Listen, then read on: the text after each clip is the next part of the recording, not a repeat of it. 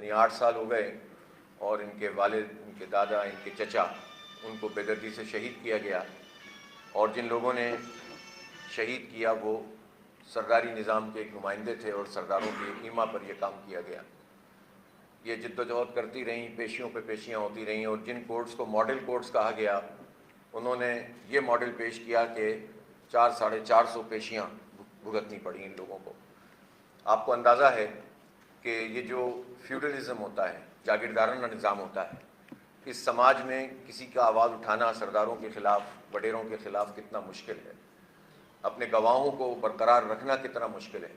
کس طرح سے یہ چاروں طرف سے حملہ آور ہوتے ہیں، اور بدقسمتی سے مظلوموں کا ساتھ دینے والا کوئی بھی نہیں ہوتا، اور ظالموں کے ہمدرد بڑی بڑی پارٹیوں میں اور حکومتوں میں لوگ موجود ہوتے ہیں، اور یہی ان کے کیس کے ساتھ ہوا۔ انہوں نے ان سے مسلسل رابطہ رہا ہے، اور ہمارے جو پہلے بھی امیر تھے سراج الحق صاحب، وہ بھی رابطہ رکھتے تھے اور ہم لوگ بھی رابطہ رکھتے ہیں، اور ہم یہ سمجھتے ہیں کہ جو کچھ بھی عدالت میں ہوا ہے وہ انصاف کے تقاضوں کے منافی ہے، اس کے خلاف ہے، اور یہ انصاف کی شکست ہے اور وڈیرہ شاہی کی کامیابی ہے، اور اس کے نتیجے میں یہ بات پتہ چل گئی کہ انصاف طاقتوروں کے گھر کی لونڈی ہے، اس لیے کہ وہ طاقتور لوگ پیپلز پارٹی سے جڑے ہوئے ہیں، وہ حکومت سے جڑے ہوئے ہیں، اور وہ اسمبلی سے جڑے ہوئے ہیں، اور ان کو کوئی پوچھنے والا نہیں ہے، لہٰذا سارے ایویڈنس ہونے کے باوجود جو ججز ہوتے ہیں وہ بھی دباؤ کا شکار ہو جاتے ہیں، اور یہ بات اب بالکل واضح ہے اور اس میں چھپنے کی کوئی بات نہیں ہے کہ ہمارا عدالتی نظام کس طرح یرغمال بنا کر رکھا گیا ہے اور کس طرح انفلوئنس کر کے اپنی مرضی کے فیصلے کروائے جاتے ہیں، لیکن ہم وہ لوگ ہیں جو فریم ورک میں رہ کر کام کرنا چاہتے ہیں، قانون اور انصاف کے فریم ورک میں رہ کر، لیکن جو وڈیرے ہیں اور جاگیردار ہیں ان کے نزدیک قانون کی کوئی حیثیت نہیں ہے، وہ قانون کو پامال کرتے ہیں اور ان کو پروٹیکشن حاصل ہوتی ہے، لیکن یہ نہیں ہو سکتا کہ ہم گھر بیٹھ جائیں، ہمیں اس وڈیرہ شاہی نظام کے خلاف پوری قوم کو متحد کرنا ہوگا، اور خاص طور پر میں صوبہ سندھ میں جب دیکھتا ہوں اور وہاں ہاریوں کے حالات دیکھتا ہوں، غریبوں کے حالات دیکھتا ہوں، میں نے آپ لوگوں کو پہلے بھی بتایا تھا کہ میں 26 سال کے بعد کنڈ کوٹ گیا تھا گزشتہ دنوں،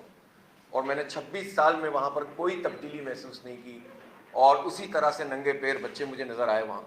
اور اسی طرح سے تعلیمی اداروں کے حالات نظر آئے، اور اسی طرح کی ٹوٹی پھوٹی سڑکیں نظر آئیں، اور یہی پورے سندھ کا حال ہے۔ جس لاڑکانہ کی یہ اتنی بات کرتے ہیں، یہ میہر لاڑکانہ سے قریبی ہے نا، ٹھیک ہے نا، اور اسی طرح سے آپ خود ضلع لاڑکانہ میں جا کر دیکھ لیں، آپ نوڈیروں میں جا کر دیکھ لیں کہ وہاں کے کیا حالات ہیں اور لوگوں کو کس طرح سے انہوں نے رکھا ہوا ہے۔ تعلیم کی صورتحال یہ ہے کہ 78 لاکھ بچے سندھ میں 5 سے 15 سال کے آؤٹ آف اسکول ہیں۔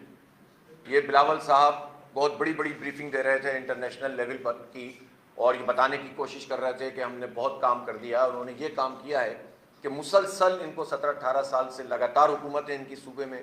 اور تعلیم کا بجٹ اب 600-700-800 ارب روپے تک چلا گیا ہے، اور اس سب کے باوجود 78 لاکھ بچے آؤٹ آف اسکول ہیں۔ جن کو اسکول ملے ہوئے ہیں وہ بھی دیکھ لیجیے جا کے، یعنی آدھے سے زیادہ اسکول، بلکہ 70% اسکولوں میں پانی کی سہولت نہیں ہے، بچیوں کو واش روم کی سہولت حاصل نہیں ہے، کالجوں کے بدترین حالات ہیں، اور دن بدن یہ صورتحال بگڑتی چلی جا رہی ہے۔ تعلیم نہیں دیتے، روزگار کے مواقع اس طرح سے موجود نہیں ہیں، ہاں بندر بانٹ کے لیے یہ روزگار دیتے ہیں اور رشوتوں کا نظام چلاتے ہیں، لیکن جو جینون میرٹ کی بنیاد پر جو لوگ روزگار حاصل کرنا چاہیں اس کے مواقع نہیں ملتے، اور پھر سماجی اعتبار سے بھی یہ دبا کر رکھتے ہیں۔ زمینوں میں لوگوں کا کوئی حق نہیں ہوتا، ان کی مرضی کے خلاف اگر کوئی زمین میں کاشتکاری کرنا چاہے اس کا پانی بند کر دیتے ہیں، تو نعوذ باللہ زمین کے خدا بن کر یہ وہاں لوگوں کو دبا رہے ہیں، اور یہ ہے وہ بدترین وڈیرہ شاہی نظام جس کے خلاف جماعت اسلامی آواز اٹھاتی ہے۔ میں سندھ کے عوام سے کہتا ہوں کہ وہ جماعت اسلامی کا ساتھ دیں، میں اپنی بیٹی سے بھی یہ کہتا ہوں کہ آپ پریشان نہ ہوں، ہم آپ کے ساتھ کھڑے ہیں، زندگی موت اللہ تعالیٰ کے ہاتھ میں ہے، آپ نے ڈٹ کر مقابلہ کیا ہے، اور یہ بہت بڑے بڑے لوگوں کے لیے یہ آئی اوپنر ہے آپ کی یہ پوری جو جد و جہد ہے۔ میں پاکستان کے اداروں سے کہنا چاہتا ہوں، حساس اداروں سے کہنا چاہتا ہوں، رینجر سے کہنا چاہتا ہوں، پولیس سے کہنا چاہتا ہوں کہ اگر جس طرح سے ان کو دھمکیاں مل رہی ہیں اور جس طرح سے کھلے عام کورٹ سے بری ہونے کے بعد انہوں نے دندناتے ہوئے فائرنگ کی ہے اور مختلف طرح کی باتیں کی ہیں کہ کسی قانون اور عدالت کو یہ جیسے یہ لوگ نہیں مانتے، اور 144 لگائی گئی تھی اور اس کی کھلی خلاف ورزی ان لوگوں نے کی ہے، اس کے بعد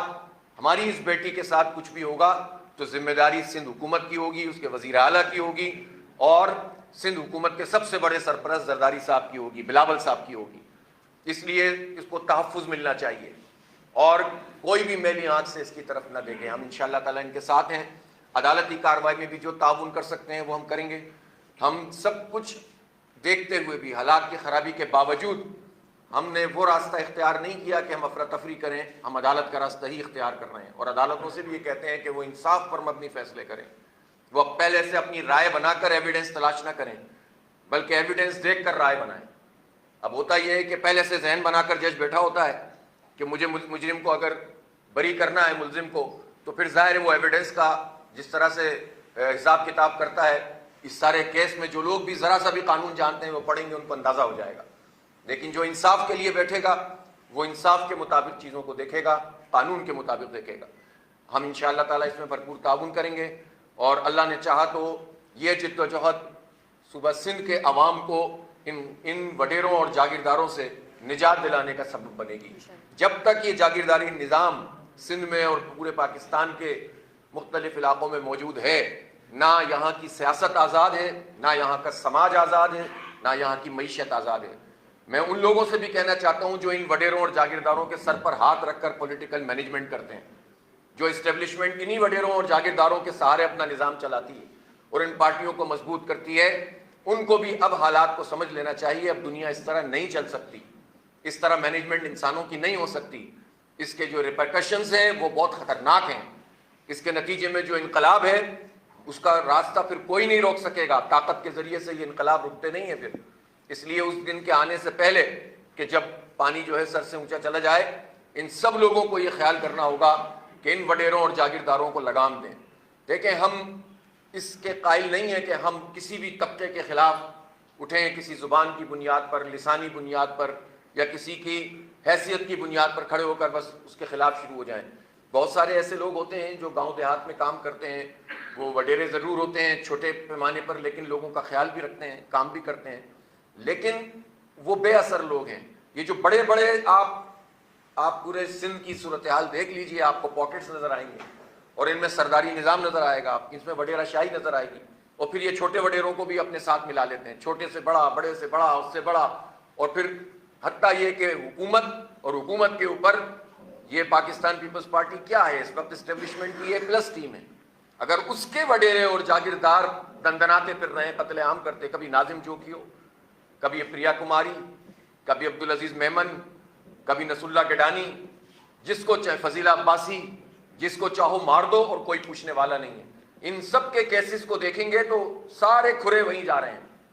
सारे निशान जो है वो एक ही तरफ जा रहे होते हैं और सिंध हुकूमत और पीपल्स पार्टी उसकी सरपरस्ती कर रही होती है। तो हम ये समझते हैं कि अब ये वक्त आ गया है कि इन लोगों को कि जो कुचल कर जो है वो अपने आप को हाकिम बनाना चाहते हैं, उनके खिलाफ कार्रवाई की जाए और इन इदारों का काम है कि वो कार्रवाई करें। बहुत बहुत शुक्रिया। इसमें मैं एक चीज़